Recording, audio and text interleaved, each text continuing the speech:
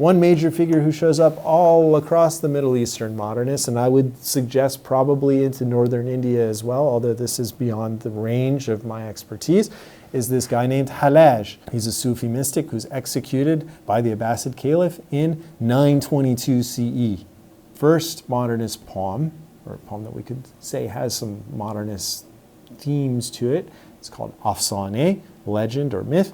It comes out in 1922. So there's a 1,000-year anniversary of the death of this major Sufi figure who is a real outsider.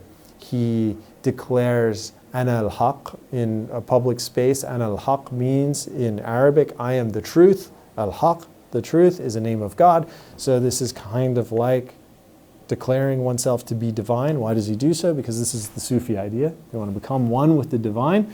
But the public declaration of this is an issue. It's not good. So he's executed, right? His memory, though, is born again with the Middle Eastern modernist poets who engaged this story. Why? Because Al-Hallaj, in a 20th century reading, is a real social justice figure.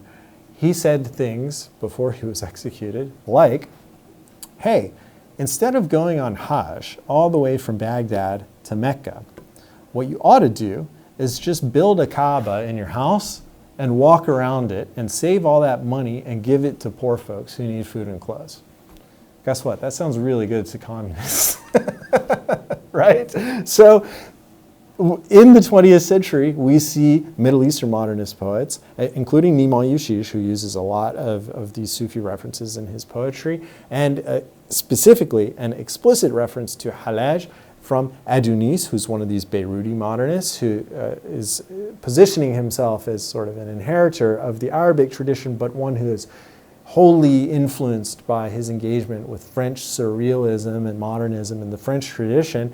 He uses Hallaj a lot. So the cultural heritage is there.